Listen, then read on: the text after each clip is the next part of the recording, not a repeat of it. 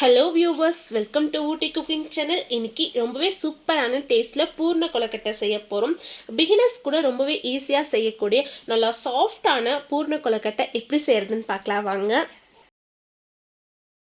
கடாய் நல்லா சூடானதும் இதில் 1 கப் அளவுக்கு அரிசி மாவு சேர்த்துருக்கேன். இது வீட்டில் ரெடி பண்ண அரிசி மாவு தான். நீங்கள் கடையில் வாங்குற அரிசி மாவாக இருந்தாலும் சேர்த்துக்கலாம். கூடவே 1/2 டீஸ்பூன் அளவுக்கு உப்பு சேர்த்துட்டு இது எல்லாத்தையும் நல்லா கலந்து விட்டுருங்க. இந்த அரிசி மாவை ஒரு 5 நிமிஷம் நல்லா வறுத்து விடணும். கையெடுக்காமல் நல்லா வதக்கி விடுங்க. அரிசி மாவு நிறம் மாறிடக்கூடாது, ஆனால் கை வச்சு பார்த்தீங்கன்னா சூடு பொறுக்கக்கூடாது. அந்த அளவுக்கு அரிசி மாவு நல்லா சூடாகி வர வரைக்கும் நல்லா வறுத்து எடுத்துக்கலாம். அரிசி மாவு நல்லா வறுபட்டு வந்துருச்சு. கை வச்சு பார்த்தீங்கன்னா சூடு பொறுக்கக்கூடாது. அந்த அளவுக்கு சூடானதுக்கு அப்புறமா நீங்கள் அடுப்பு ஆஃப் பண்ணிடலாம். இது சூடு ஆறுனதுக்கு அப்புறமா இந்த அரிசி மாவை நல்லா சலிச்சு எடுத்துக்கோங்க.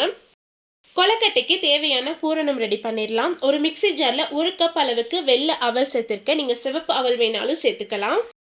இது கூடயே 4 ஏலக்காய் சேர்த்துருக்கேன். கூடவே கொஞ்சமாக முந்திரி பருப்பு சேர்த்துக்கலாம். இது எல்லாத்தையுமே மிக்சியில் சேர்த்து லைட்டாக பல்ஸ் கொடுத்து எடுத்துக்கோங்க. ரொம்ப நைஸாக அரைப்பற்றக்கூடாது. கொஞ்சம் ரவையாக இருக்க மாதிரி அரைச்சி எடுத்துக்கலாம். நான் மிக்சியில் சேர்த்து ஒரு பல்ஸ் மட்டும் கொடுத்து எடுத்துகிட்டு வந்திருக்கேன். பல்ஸ் கொடுத்தாலே நல்லா ரவையாக அரைப்பட்டு வந்துடும். இப்போ பூர்ணத்துக்கு தேவையான வெள்ளைப்பாகு ரெடி பண்ணிடலாம். கடாயில் 1/2 கப் அளவுக்கு வெல்லம் சேர்த்துருக்கேன். நீங்கள் 1 கப் அளவுக்கு அவல் எடுத்திருந்தீங்கன்னா 1/2 கப் அளவுக்கு வெல்லம் சேர்த்துக்கோங்க, சரியாக இருக்கும்.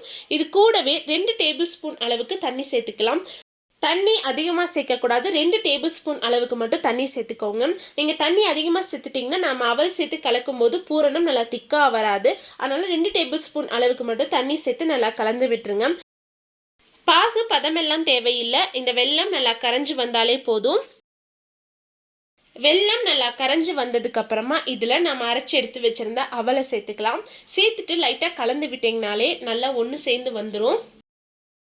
வெல்லம் கரைக்கும் போது அதிகமாக தண்ணி சேர்த்துட்டிங்கன்னா பூரணம் இந்த அளவுக்கு நல்லா கெட்டியாக வராது. அப்போ நீங்கள் அரிசி மாவு கூட பூரணம் வைக்கும் போது பூரணம் உதிர்ந்து போயிடும். அதனால் 2 டேபிள் ஸ்பூனுக்கு மேலே தண்ணி சேர்க்காதீங்க. அவல் சேர்த்து நல்லா கலந்து விட்டதும் இதில் ஒரு கைப்பிடி நிறையா ஃப்ரெஷ்ஷாக திருவின தேங்காய் சேர்த்துருக்கேன். தேங்காய் சேர்த்துட்டு லைட்டாக கலந்து விட்டுட்டு அடுப்பை ஆஃப் பண்ணிடலாம். ரொம்பவே சூப்பரான டேஸ்ட்டில் அவல் பூரணம் ரெடி ஆயிடுச்சு. இப்போ அரிசி மாவை பிசைஞ்சு எடுத்துக்கலாம். ஒரு பாத்திரத்தில் 2 கப் அளவுக்கு தண்ணி சேர்த்துருக்கேன். இந்த தண்ணி நல்லா கொதிச்சு வரட்டும். நாம் வறுத்து எடுத்து வச்சுருந்த அரிசி மாவை நல்லா சலிச்சிட்டு அப்புறமா யூஸ் பண்ணுங்கள். அப்போ தான் கொழுக்கட்டை ரொம்ப நல்லா சாஃப்டாக இருக்கும். அரிசி மாவில் நல்லா சூடான தண்ணி சேர்த்து நாம் கலந்து விட்டுடலாம். ஒன்றா ஒரே டைமில் தண்ணி சேர்க்காம கொஞ்சம் கொஞ்சமாக சேர்த்து ஒரு கரண்டி வச்சு கலந்து விட்டுருங்க. தண்ணி வெதுவெதுப்பாக இருக்கக்கூடாது. தண்ணி நல்லா தளன்னு கொதிச்சு நல்லா சூடான தண்ணி சேர்த்து தான் கலந்து விடணும். அப்போ தான் கொழுக்கட்டை நல்லா சாஃப்டாக இருக்கும்.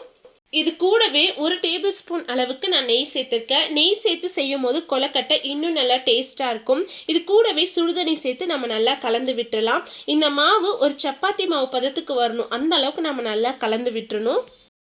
மாவு நல்லா ஒன்று சேர்ந்து வந்துச்சு. இந்த மாவு லைட்டாக சூடு ஆறுனதுக்கப்புறமா கை வச்சு நல்லா சப்பாத்தி மாவு பிசைகிற மாதிரி நம்ம பிசைஞ்சு எடுக்கணும்.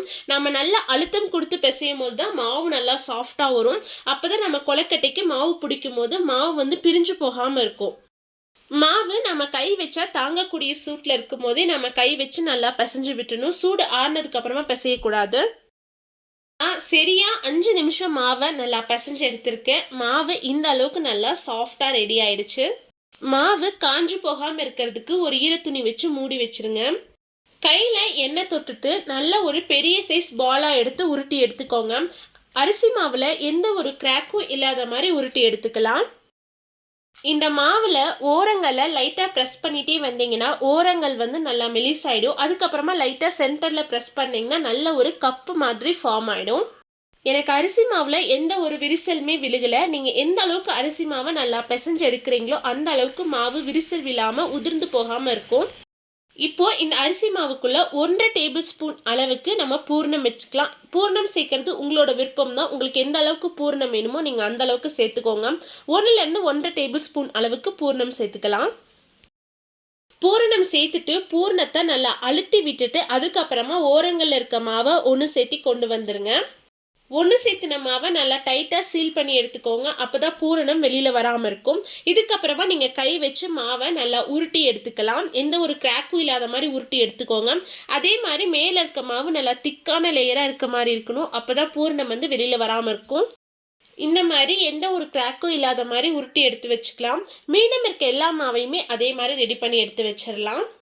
ஒவ்வொரு தடவை மாவு எடுக்கும் போது கையில் நல்லா எண்ணெய் தொட்டுட்டு எடுங்க, அப்போதான் ஈஸியாக இருக்கும்.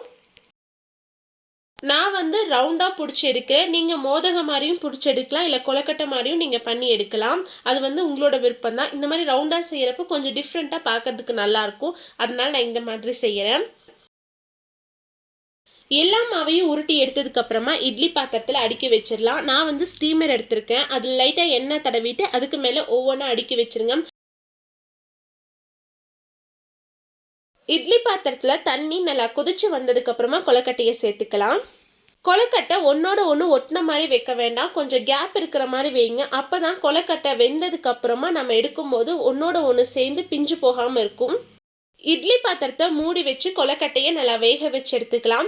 அதிக நேரம் தேவைப்படாது, ஒரு 5 நிமிஷத்துலேயே கொலக்கட்டை நல்லா வெந்து வந்துடும். உள்ள இருக்க பூர்ணமும் நம்ம வேக வச்சு சேர்த்தது தான். அதே மாதிரி வெளியில இருக்க அரிசி மாவும் நம்ம நல்லா வறுத்துட்டு சுடுதண்ணி ஊற்றி நம்ம கலந்து எடுத்தனால ரொம்பவே சீக்கிரமாக கொலக்கட்டை வெந்து வந்துடும். சரியா 5 நிமிஷத்துலேயே கொலக்கட்டையெல்லாம் நல்லா சூப்பராக ரெடியாகி வந்துருச்சு. உங்களுக்கு பார்க்கும்போதே தெரியும் எந்த அளவுக்கு நல்லா ஷைனிங்காக இருக்குன்னு. இதை எடுத்து வச்சிடலாம். மீதம் இருக்க மாவுலையும் அதே மாதிரி நான் கொலக்கட்டை பண்ணி வச்சிருக்கேன். அதையும் வச்சு வேக வச்சு எடுத்துக்கலாம். கொலக்கட்டையை நம்ம உடனே பிளேட்ல இருந்து எடுத்தோம்னா அது பிஞ்சு போன மாதிரி ஆயிடும். லைட்டாக சூடு ஆறுனதுக்கு அப்புறமா நம்ம எடுத்து வச்சிடலாம். அவ்வளவுதான், ரொம்பவே சூப்பரான டேஸ்ட்ல நல்லா சாஃப்டான கொலக்கட்டை ரெடி ஆயிடுச்சு. இந்த கொலக்கட்டைகள் விநாயகர் சதுர்த்தி ஸ்பெஷல் மட்டும் இல்லைங்க. நம்ம வீட்டில் இருக்க குழந்தைங்களுக்கு எப்போவுமே எண்ணெயில் பொரிச்ச ஸ்நாக்ஸ் செஞ்சு கொடுக்கறத விட இந்த மாதிரி ஆவியில் வேக வச்ச கொலக்கட்டைகள் செஞ்சு கொடுக்கறது ரொம்பவே அவங்களுக்கு ஹெல்த்தியானதாகவும் இருக்கும். அதே மாதிரி உள்ள பூர்ணமெல்லாம் வச்சு சாப்பிட்றதுக்கும் ரொம்பவே டேஸ்ட்டாக இருக்கும். குழந்தைங்களும் நல்லா விரும்பி சாப்பிடுவாங்க. கண்டிப்பாக நீங்களும் உங்கள் வீட்டில் செஞ்சு பார்த்துட்டு எப்படி இருந்துச்சு மறக்காமல் கமெண்ட்ஸில் சொல்லுங்கள். உங்களுக்கு இந்த வீடியோ பிடிச்சிருந்தா லைக் பண்ணுங்க, ஷேர் பண்ணுங்க, மறக்காம ஊட்டி குக்கிங் சேனலுக்கு சப்ஸ்கிரைப் பண்ணுங்க. மீண்டும் அடுத்த ஒரு ரெசிபியில் சந்திப்போம். Bye, see you.